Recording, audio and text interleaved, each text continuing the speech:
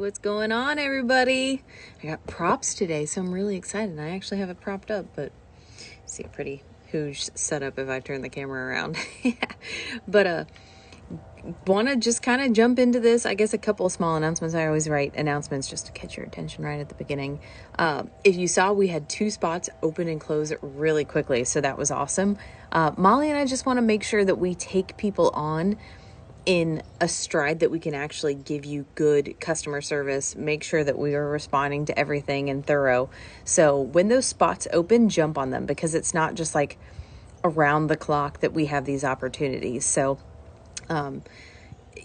you can ask anybody in here if what they thought about it, what about one-on-one coaching, how it's been, but it is definitely worth bridging the gap between what you hear me say and what you're actually doing. So if you are looking to make a change, next time one of those spots opens, grab it. There's a wait list you can be added to, so let me know so that you are one of the first people to get that email that it comes out. If you're not signed up for my emails, you should do that also. There's a lot more. There's 440 something people in here and only 200 on the email list, so you might be missing some good stuff if you're not in there. But yeah, those, number 2, I think I'm getting the itch to make a shirt here soon. So it's been a while since we've had some new Nude Nation merch. So might be coming, need a little inspiration to get it going. So yeah.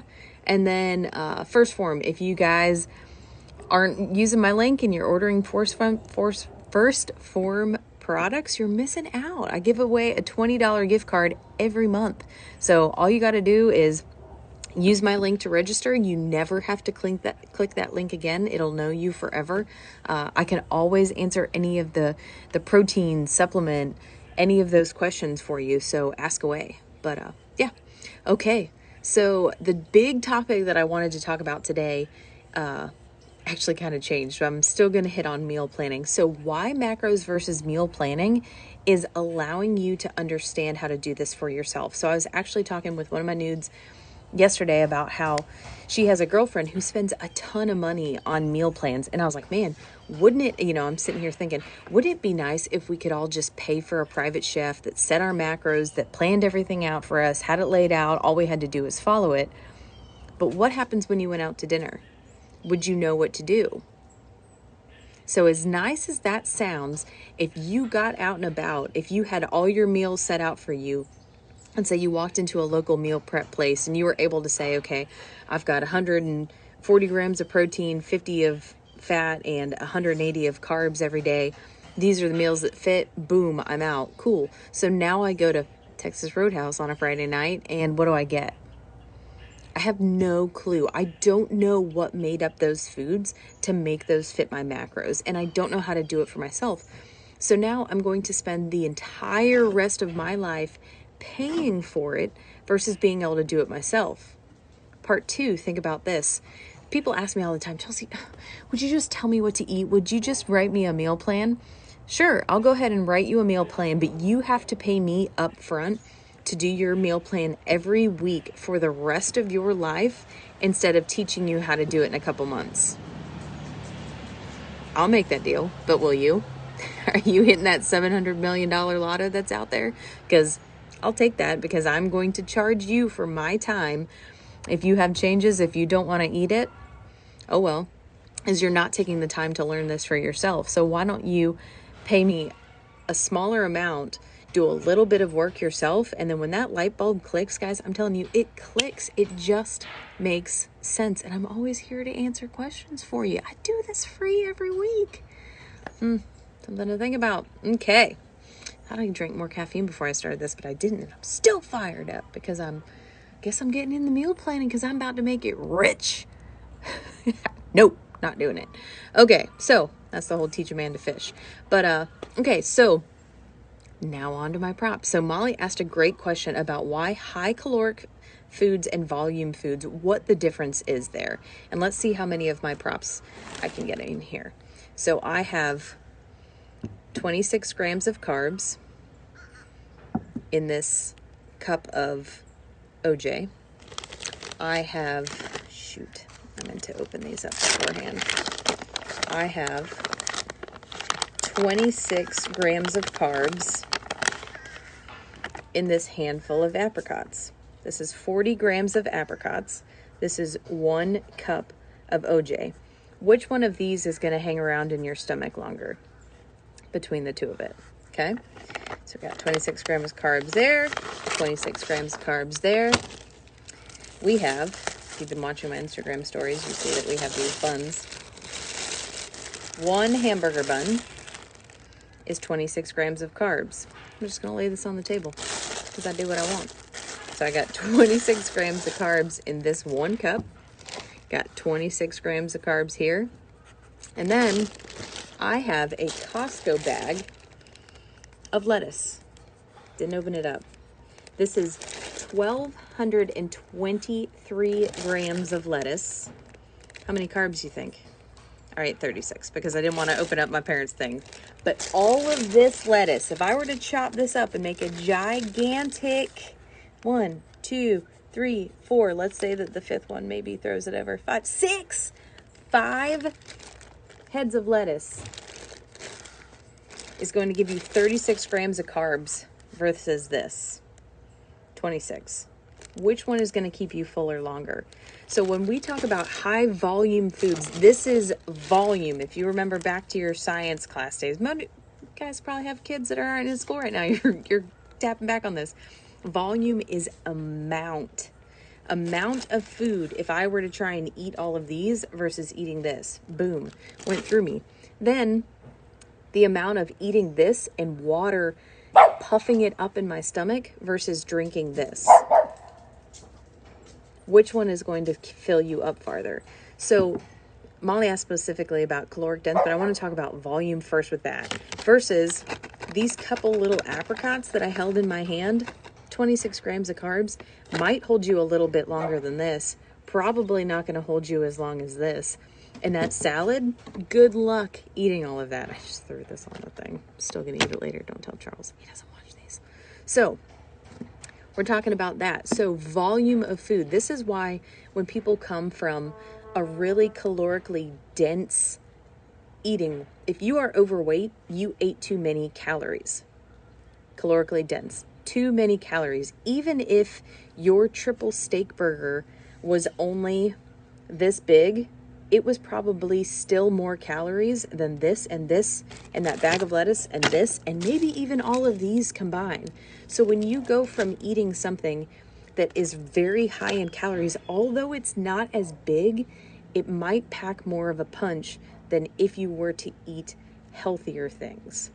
And I hate that I just said the word healthy, because I don't look at foods as healthy or bad or putting anything into those. I'm looking at foods as, are they balanced within my day? If I ate all 5 of these and had the same amount of carbs as all of these, would I care? No, because it's the carbohydrates that I'm looking for, not what they are. I always say anything, everything in moderation, nothing in excess. Yeah, I can get sick if I eat too many hamburger buns, but I can get sick if I eat too much lettuce. Think about a couple of years ago when it was all bad. Anything can get over the top. So Molly, I think, was asking too about why one fills you up more than the other. There are times where a burger feels more filling, maybe because the fat content is higher, and fat is what we call satiating. So satiating means that it helps make you feel fuller. If you've ever had, a celery stick, and maybe in the same token you've had cheese and you feel more satisfied after you have cheese, the feeling that your body gets by having that cheese is going to be more than just the water content of the celery. So it makes you feel fuller. Those two things might even be the same amount of weight if you were to put them on a scale, but one of them gives you a different feeling than the other. The same reason that coffee being hot makes you feel fuller than cold iced tea. They might have the same amount of liquid to them. They might have the same amount of caffeine to them, but the feeling of one being hot versus one being cold is going to make you feel different. Does that help answer any questions? Honestly, can't remember exactly where Molly's question was, caloric versus volume foods, but I think that might have shown you something. It's the same reason that a Snickers is 240 calories versus how, I wish this had a nutrition label, how much of this would give you 240 calories? It would take a lot of lettuce. There is no way there's 240 calories in this versus just a Snickers. So when you are overeating in calories, then you make this huge change and you're going to eat all these things and you're like, I can't possibly eat this much. It's because you have moved to foods that you can eat higher volume in, when really, if we just step back, this is why I like you guys to track normally for a week, step back and see what you ate and then make little changes. I have another post coming soon about people who put English muffins instead of hamburger buns on their burgers because they make them healthier. Do they? What's the caloric difference? What's the carbohydrate difference? Something to think about. You saw I ate a burger yesterday. What kind of bun was it on? What kind of bun did I just put out here? Food for thought. Okay, so cool. That was a good one. That got me fired up. Then fear causing procrastination, and how do we change the story? So this is awesome. What a great question. I do this to an extent. I'm a big to-do list person. I hold this up for you guys all the time. I have my to-do list. I like to scratch things out. I love the sound of the pen going across. But if you look at your day and you're like, I have so much to do today, and you just are a deer in the headlights of that, versus if you were to write it out and start knocking it out. So the fear is that you look at all that you have to do, how much you have to do, how far you have to get to accomplish something, versus looking at the first step, versus looking at one item that gets you closer. The fear is in the overwhelm of the end result and not in the small thing that gets you started. If you have a ton to do today and you don't even get yourself out of bed, nothing is going to start. So you have to look at what starts you moving, what little step gets you moving forward to getting that done. So maybe you have to get the kids to school and get the car into the shop and make lunch and go to work and do all these things. But if you don't even start with getting the kids dressed, things might not start to fall into play. So we need to look at the goal, not in a negative way. What are all the things we have to do? And then we need to look at how we get there and break that down. Okay, kids are dressed? Cool. Car is turned on? Cool. We can start seeing that we're making progress towards getting somewhere. It's one of the reasons that I do really push you guys to write things down. I've always been someone who writes things down, but now I see the positive effects of when I'm like, ooh, yeah. There's even times that I'll write down something that I've already done just to get that satisfaction that I did it. I got it off that list. And then I can get moving from there. Yeah. So don't look at the fear making you, it's paralysis by analysis was what they say. You get, that you don't want to do anything. And so you just put it off. And trust me, guys, I am the queen of procrastination. When I see something, I'm like, I'll wait till I get it. And then the moment comes up and I want to knock it out right now. Do it all the time. But there are other checks and balances that you can do, especially when we're talking about nutrition, especially when we're talking about getting back in the gym. If you look at, I can't do what they can do, I don't have time to do that, I don't have all of this. What if you just got started and figured out what happened? What if you didn't look at the six-pack abs that so-and-so has on Instagram and understand that she didn't have those when she started? That, I love the post that the CrossFitters put out. There's one of Julie Fouché, who was, I believe, like the 2012, 2013 CrossFit champion. And she was falling over with an empty barbell snatch. And then you put up, she can snatch 200 pounds or whatever she can do. Everyone started somewhere. Everyone puts their best life out on Instagram. But the difference is, if you don't get started, you'll never get there. Gotta get started. It's just like starting a sled push. The hardest part is the friction right at the beginning, and then you start to get it moving. It's just like, if you think about a pull-up, the hardest part is the beginning of the pull, and then you pull up. turning your car on is the most stressful on your car, and then you're able to roll for a while. Just get it started, get it moving. Ask for help, ask for how people get started, ask for accountability. If you want to get started and you have a friend who's already there, ask them how they started or to bring you with them. But just got to get moving, right? There are some cool things. The other side of fear is a lot of the unknown. And once you know, you know. The more you know, you know. So, what you got? Any other questions? Let me know.